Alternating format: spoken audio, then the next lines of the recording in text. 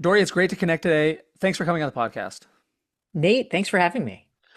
What experience have you had where you learned something and you've learned a lot because you've written and taught about a lot. So I'm curious to hear what you want to share, but an experience you've had where you learned something that you most want to pass on to others.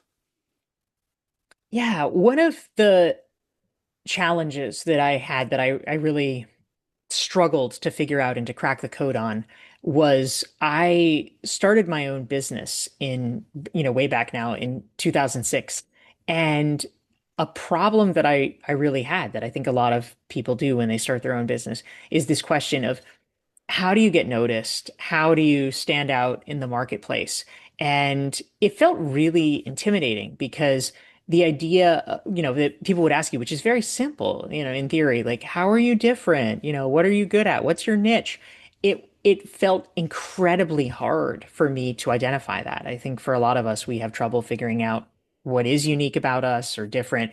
And for me, in particular, I didn't really want to specialize because I like being a generalist and that was interesting to me. So I struggled with this question. I wanted to solve, how do you stand out? How do you get noticed for ideas? And so what I learned, and I actually ended up sort of writing a book in some ways to encapsulate it called Stand Out, How to Find Your Breakthrough Idea and Build a Following Around It, is I had this moment, and this was years before I started my business. I was working really hard, really long on a political campaign. I was a press secretary, and we were working like 9 to 9 weekdays and then 9 to 6 on Saturdays and Sundays. We were working 7 days a week on this political campaign. And the guy that I was working for, I was getting $3,000 a month for doing that for 7 days a Wow. week. And the guy that I worked for was getting 25 or $30,000 for a speech. And, just like one speech for an hour. And I thought, how is that possible? That's crazy. And it didn't make sense. It didn't seem fair. And what I ended up figuring out was why that actually was a thing and how I could try to make it work in my favor. And I realized, oh, okay, it does make sense in its own way. And if I can apply those things, I can be successful like that too. And that is what I tried to solve first for myself. And then I wanted to, and the reason I wrote the book and why I do a lot of work that I do is there's so many good and talented people out there who have great ideas, but don't necessarily know the very opaque process of how to get them shared in a way so they can get noticed. And I wanted to break through that. So I'll take a breath there, and I'm happy to tell you precisely what I figured out. But that is the context of the problem that I was trying to solve. Well, I can relate in so many ways. The first thing I wanted to mention was when I started my PhD in organizational behavior, the professor was asking, what do you want to like really focus on? PhD program, it's like very niche. Most people are going to study something very niche within organizational behavior. And he said, what are you going to, why are you here? What are you going to study? And I said, I'm here to study organizational behavior. I'm a generalist like yourself. I have a hard time specializing. So a couple things, and then last question. You said it was hard to understand why he was making 25 to 30,000 per speech. Didn't seem fair. But then you said it does make sense in its own way. And I'm intrigued by that. And I think that's interesting. And yeah, now I want to know what did you figure out and how do people make this work for themselves, share things and get noticed? Yeah. So there's a couple of answers, and it's literally taken me, a decade plus to analyze this and to really grasp it. But I think that once we do, we can all kind of make the principles work for ourselves. The first one is a question of scale. And there's, now I'm really involved in theater and like musical theater. That's one of the things I do on the side is write musicals. And it's interesting because there's such talented, really great actors on Broadway, which everybody knows. But the part that they may not realize is that they get paid so much less than actors in Hollywood. And that doesn't really seem fair. I mean, they're both good, and and the Broadway actors typically have to work harder because they're doing 8 shows per week, whereas the actors record it, in Hollywood, they record it once and then, they get residuals. But the difference is scale.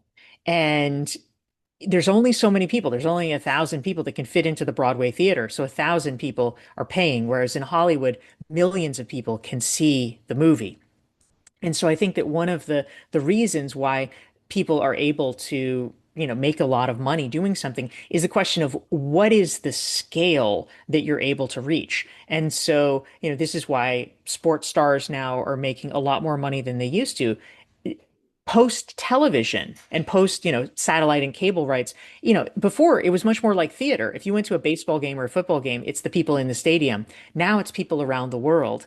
And so the guy that I worked for was a very well-known media celebrity. And so that was part of it, that everybody knew him. And part of it was that he was speaking to large audiences of, thousands of people, and they wanted to record it and they wanted to live stream it. So because of the scale, he was able to charge more money. And so I think a question we can all ask ourselves is, how do we increase the scale and the reach of what we're doing? Social media is a really good tool. We have the internet now, so all of us theoretically have the ability to do it if we're thoughtful about it. Your podcast is a way of scaling ideas and impact. So that's number one. And a second key piece is about trust, basically. I at the time, was unknown, right? I was like 22. Nobody knew who I was. Nobody knew if I had good ideas or, if I was a good worker or whatever. I was just an unknown quantity. And that requires a certain amount of intellectual labor for people to figure out, like, okay, is she any good? Does she make any sense? Whereas the guy that I worked for was kind of internationally famous. So people already knew him, they already knew his brand, and even more importantly, because they knew of him, people were like, "Oh yeah, I want to see him." People would actually go to a conference and pay to go to a conference just because they wanted to see him. And so if you've built up that trust or that social proof, to use a term of art, that pays dividends all the way down the line because people don't have to think about it. They love not having to analyze whether you're any good. It's just your reputation precedes you. So building up the kind of social proof through, media appearances or sharing your ideas publicly, writing, giving speeches, just the accretion of all that over time makes people trust you, which makes it, faster conversion from, who is this person to yes, I want to buy that or yes, I want to go to that event, which means if there's a faster conversion, it's worth more money. So those are a couple of key principles that I really learned in the quest to try to understand why are some people, like me at the time, paid $3,000 a month and he was paid $25,000 an hour. Yeah, it is interesting because if we put the lens of fairness on it, it's not fair that the Broadway actors who are just as or more talented than the Hollywood actors are making pennies on the dollar. That is not fair under the stand, if we're just looking at it through the lens of who's the most talented. But when you add the other dimension of scale, like scale can change everything. I was just talking to Bob Goodson yesterday. He was the first employee at Yelp. He was one of the creators of the like button, and he runs an AI company now. And he was talking about AI and these large language models. And when we had small language models, they didn't work that well. But just by scaling them, all of a sudden, they can do amazing things. Like scale in and of itself can make massive changes. And so, yeah, you analyze the Hollywood actors through the lens of scale.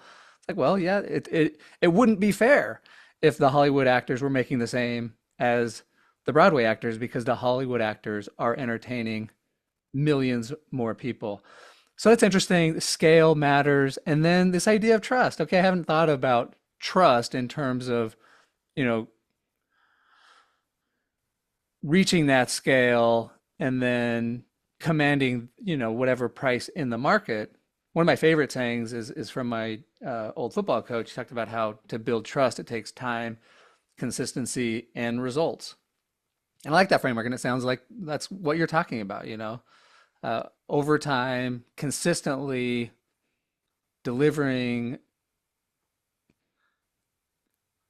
consistently delivering results to people, improving companies, helping them think, helping them make better decisions, come up with better ideas over time, yeah, I can see how that helps us stand out. Yeah, absolutely. I mean, you can imagine if we're thinking about it, through the lens of like local businesses, if there's a plumber that everybody I know uses, they all say great things about him. I know that he'll come fast and he's reliable. Of course, I'm willing to pay, top dollar for that because the result is almost guaranteed in my mind based Yeah. on what I know about him. Whereas if there was a new plumber that nobody knew anything about, it's like, okay, total wild card, that person would have to be much cheaper in order to even be in the decision set because otherwise he could never compete against plumber A. Yeah, and I love the quote, you probably heard it, trust arrives on foot and leaves on horseback. It takes a really long time to earn the trust. We can lose it really quickly. And yeah, the plumber example is such a great one. Like, of course, I want the one who's got the great reputation, who I know I can get here quickly. And then this reduces the transaction costs. I don't have to spend as much time looking, vetting. And so, yeah, that plumber can charge a little bit more. Has anything surprised you about this as you were learning about how to stand out? Well, I think that it all felt so mysterious to me at the time. I was just like, the lens that I started with, and I think that probably most people start with, is just like, oh, well, you need to be compensated for your labor, and so why is it that my labor, which is harder in an objective sense, more time and kind of more sweat or whatever, why is it being compensated so poorly? But once you understand the fuller picture of like, oh, okay, what is the upstream work that that person has done to get themselves into the position of being able to command such a huge premium later on, then you understand, oh, okay, there's things that I can be doing right now that in 2 years or 10 years or 20 years mean that I will be able to have the same disproportionate leverage results. And so I created a whole framework around this. It's called the recognized expert framework. And basically the quick way that I think about this so that people can take steps, concrete steps, to be able to become more recognized publicly for their expertise is three things. One we alluded to before when we were talking about trust, which is social proof. So, what are the things that you can do to make it easily and quickly identifiable for people that you are worth listening to? So, this is basically your affiliations with brands and people that are already known and trusted. If you write a book, Nate, and it's blurbed by 10 people that I know and respect and have heard of, okay, this Nate must be pretty good. He's got the right people backing him. Or if you're a consultant and I see that you've worked for a bunch of brand name companies that I respect. Okay, great. If she's good enough for Nike and Google, she's good enough for me. So that's social proof. Number two is content creation because we need to be creating content in whatever form. It could be speeches, podcasts, videos, it could be books or blogs, but somehow you need to be sharing your ideas publicly so that people can see for themselves what the ideas are and see if they're any good. And that gives them the confidence that, okay, I understand that this person does have something useful to say. And then and it's also shareable too, which is helpful. And the third piece is your network because you need other people to be sort of the vectors of amplification for your ideas. And also, you're known by the company you keep. And so that becomes itself a form of social proof. But if you have those three ingredients, social proof, content creation, and your network, that is the mechanism so that people can actually become truly recognized for their expertise. And what's great about this is it is consistent with, Robert Cialdini's work, the importance of social proof and networks and I'm going to edit this out. What's another one? Like Reciprocity, reciprocity, likability. liking. Yeah, yeah. I mean, Mhm. it's right in line with some of the best work we have on influence. Robert Cialdini is a former guest of the podcast who talked about these ideas, and there's such great research on this, and I love that you've given some really practical, simple, concrete steps that we can all use to become recognized as an expert. Any final things you'd like to share here, Dory, as we wrap up? Yeah, thank you, Nate. It's such an interesting conversation, and I appreciate you having me on.